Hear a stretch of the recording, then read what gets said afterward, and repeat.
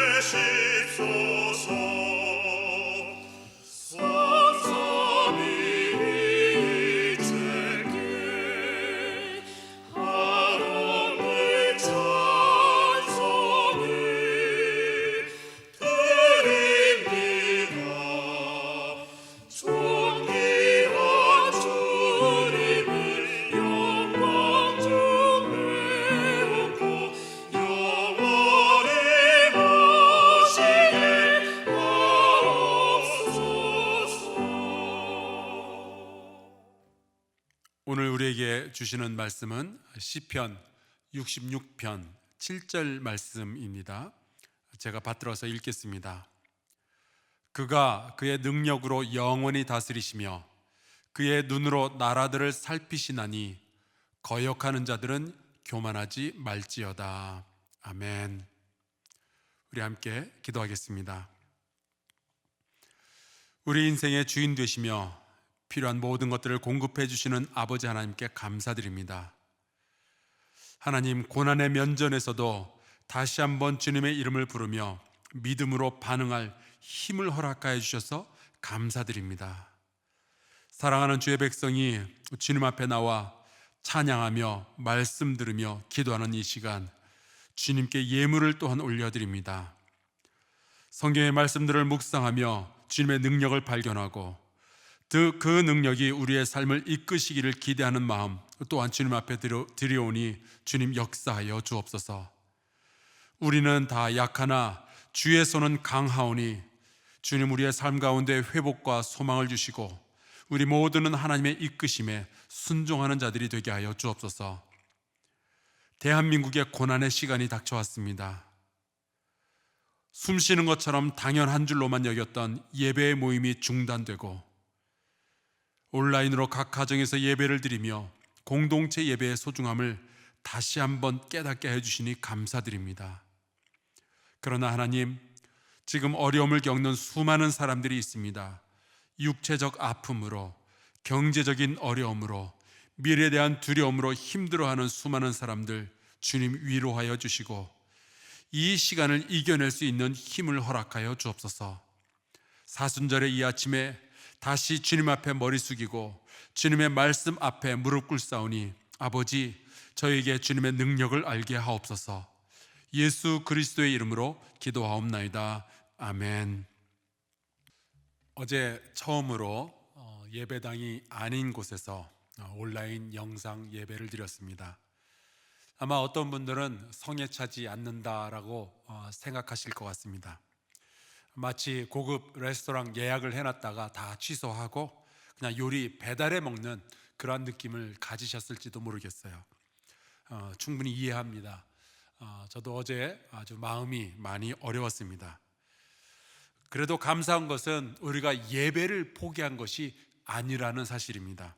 장소만 바뀌고 예배의 형식만 바뀌었지 하나님을 예배하는 일은 변함없이 해냈습니다. 동시에 우리는 시민사회의 일원으로서 사회의 어려움을 이해하고 시대의 아픔에 동참하며 공공의 안전과 건강을 위해서 우리의 모일 수 있는 권리를 포기했습니다. 저는 이것이 하나님을 영화롭게 하고 또 세상을 아름답게 하는 일이었다라고 믿습니다. 계속 교회를 위해서 기도해 주시기를 바라고요. 하나님께서는 이러한 과정을 통해서도 우리를 더욱 성숙하고 견고한 교회로 이끌어 주실 줄로 믿습니다. 대한민국을 위해서 지금 고통받는 이들을 위해서도 계속 기도해 주시기를 부탁합니다. 우리가 함께 모여서 예배할 수 있는 그날이 빨리 돌아오기를 위해서 또한 기도해 주시기를 부탁합니다. 우리 성도들 다들 힘내시라고 오늘은 공건부 집사님, 유미호 권사님 그리고 공보성 청년 가정에서 식사를 대접합니다. 나중에 안전해지면은 그때 함께 식사하도록 하고요. 그때 또 축복하도록 하겠습니다.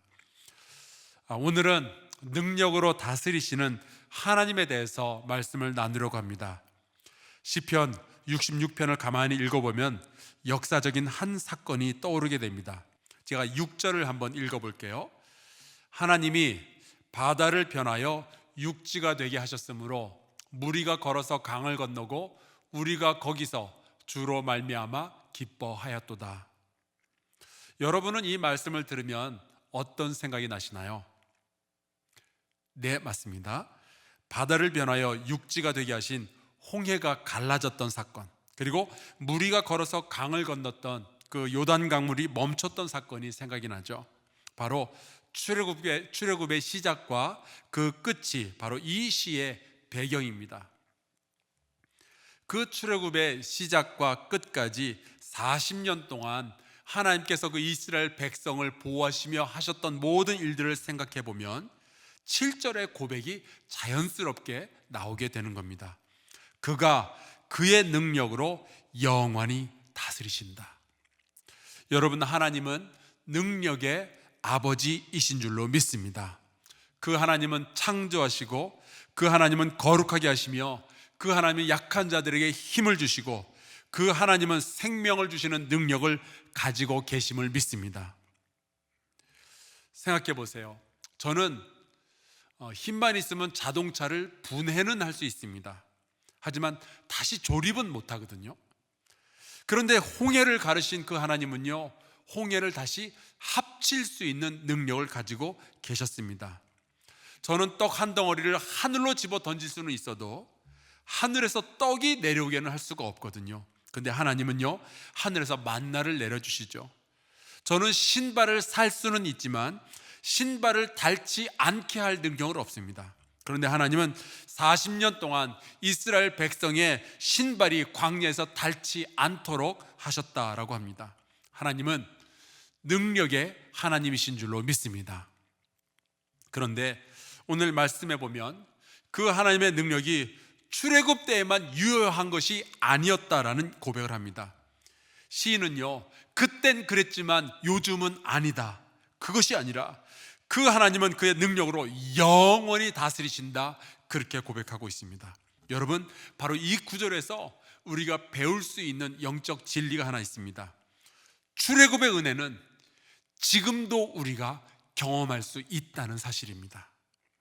하나님은 어느 한 장소, 어느 한 때에만 역사하시는, 거기에만 가두어진 그런 분이 아니라는 거예요. 예전에 하나님의 은혜를 경험했지만 요즘은 아니다라고 생각하는 분들이 계신다면 오늘 이 말씀을 다시 한번 묵상해 보시기를 바랍니다. 하나님은 그 능력으로 오늘도 여러분과 저를 붙드시며 우리를 인도하실 것을 기도하며 기도할 수 있기를 주의 이름으로 축복합니다. 하나님은 한사랑교회 예배당에 모인 무리에게도 큰 은혜를 베풀어 주시지만 지금 인터넷 영상으로 예배를 드리는 여러분 모두와 여러분의 가정에도 복 주실 줄로 믿습니다.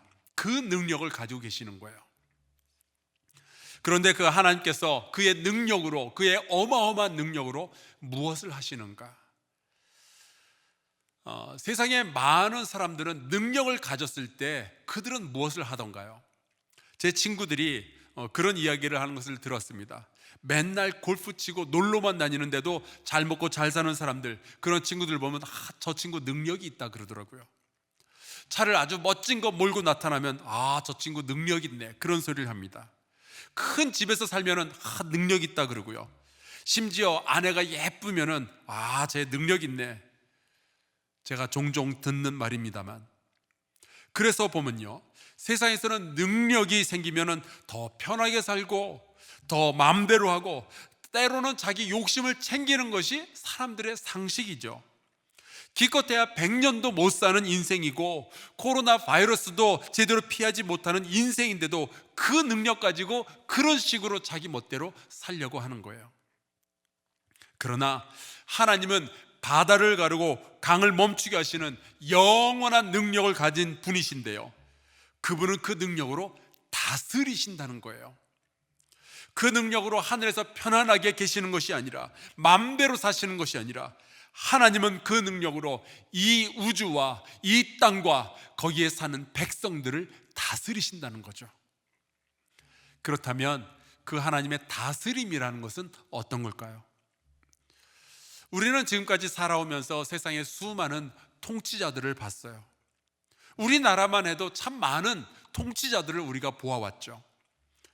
그래서 하나님의 다스림도 혹시 그런 것이 아닐까 생각하지만, 여러분, 세상의 통치자들과 하나님의 다스림은요, 근본적인 차이가 있습니다. 그 차이는요, 존재의 차이예요. 세상의 통치자들은 결국 불완전한 피조물일 뿐이고 죄인이고요, 때로는 탐욕의 노예가 되기도 합니다. 하지만 하나님은 완전하시며 그분의 존재 자체가 사랑이신 거예요. 거기에서 완벽한 차이가 나게 됩니다. 그러면 그 하나님의 다스림은 도대체 어떤 식으로 우리에게 다가오게 되는가?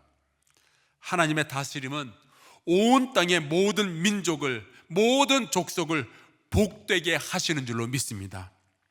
힘이 없어서, 뜻은 있으나 힘이 없어서 못하시는 그런 하나님도 아니죠. 하나님은 능력으로 그 모든 일을 다 이루시는 거예요.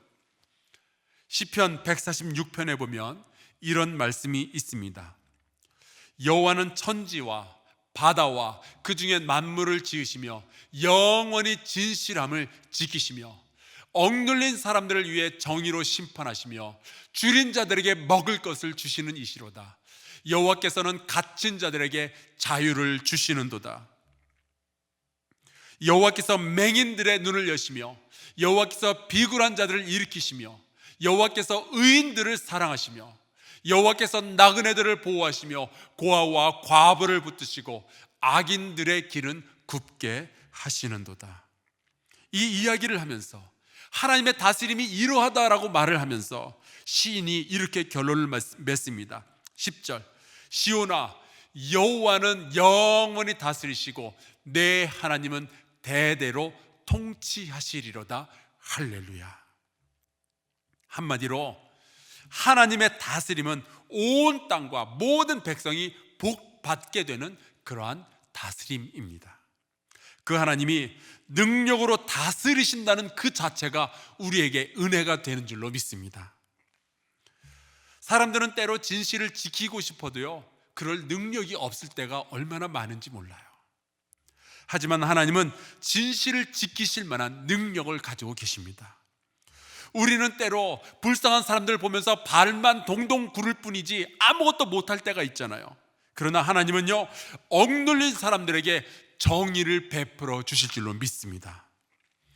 우리는 때로 우리 스스로가 먹고 살기에 버거워할 때가 있는데, 그래서 이웃을 돌보지 못할 때가 있는데, 우리 하나님은요, 줄인 자들에게 먹을 것을 주실 능력을 가지고 계시는 분이셔요.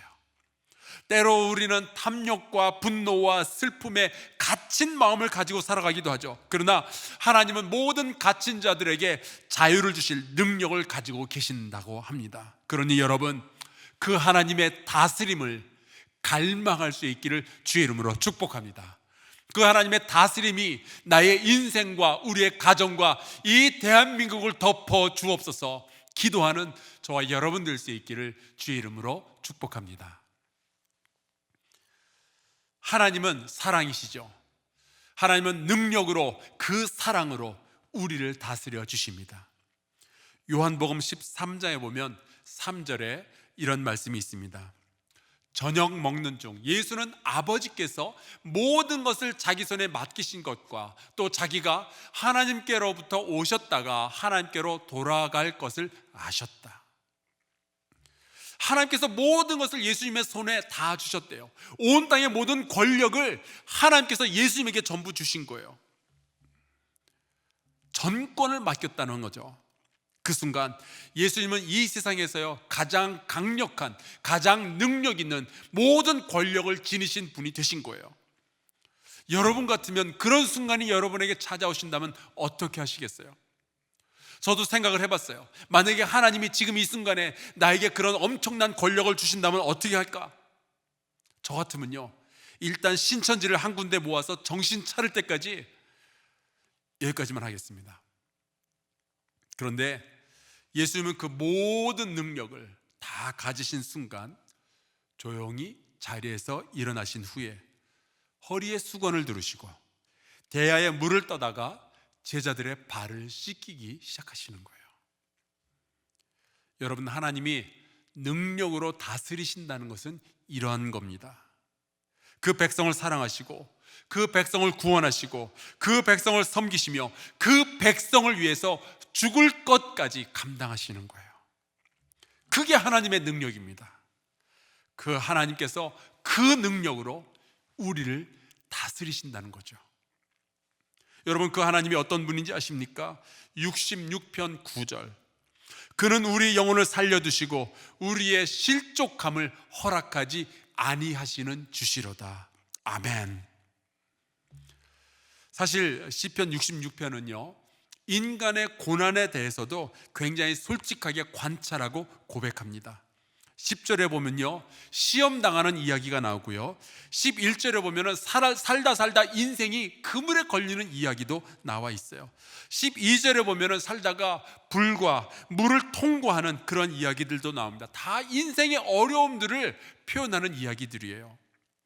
하지만 하나님은 그 가운데에서 우리의 기도를 들으시고 우리가 실족하지 아니하도록 우리를 도와주신다는 겁니다. 그분의 영원한 능력으로 말이죠. 그래서 시편 66편의 마지막 결론이 뭔지 아십니까? 하나님을 찬송하리로다. 그가 내 기도를 물리치지 아니하시고 그의 인자하심을 내게도 거두지도 아니하셨도다. 그 하나님이 여러분이 지금 예배하고 믿는 바로 그 하나님이셔요.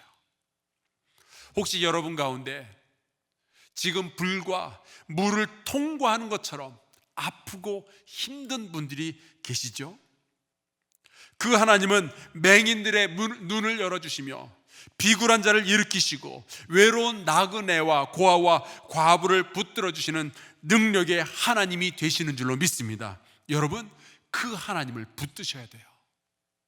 그분의 다스림 안에 여러분의 삶을 집어넣고 그분의 다스림 안에 여러분이 거할 수 있기를 주의 이름으로 축원합니다. 그분 안에 거할 수 있다면, 그 능력의 하나님을 붙들고 우리가 기도한다면, 지금은 혹시 한숨이 나올지 모르지만 여러분의 인생의 결론은 결국 찬송가가 될 줄로 믿어요. 그 능력으로 다스리시는 하나님이 내 기도를 물리치시지 아니하신다면, 그 능력으로 온 세상을 다스리시는 그 아버지 하나님이 그분의 인자하심을 내게서 거두지 아니하신다면, 여러분, 우리는 어떠한 상황 가운데서도 소망을 보게 되는 겁니다. 별것 아닌 내 지식, 내 능력, 내 경험으로 내 삶 이끌어 가려 하지 말고, 하나님께서 그 능력으로 다스리실 때, 아버지여 내가 여기 있나이다, 그 하나님께 순종하고 그 하나님을 왕으로 모신 백성으로서 그분의 능력 있는 다스림 안에 거하는 결단을 저와 여러분이 늘 할 수 있기를 주의 이름으로 축복합니다. 우리 함께 주기도문함으로 오늘의 예배를 마치겠습니다. 하늘에 계신 우리 아버지여, 이름이 거룩히 여김을 받으시오며 나라가 임하시오며 뜻이 하늘에서 이루어진 것 같이 땅에서도 이루어지이다. 오늘 우리에게 일용할 양식을 주시옵고, 우리가 우리에게 죄 지은 자를 사하여 준 것 같이 우리 죄를 사하여 주시옵고, 우리를 시험에 들게 하지 마시옵고 다만 악에서 구하시옵소서. 나라와 권세와 영광이 아버지께 영원히 있사옵나이다. 아멘.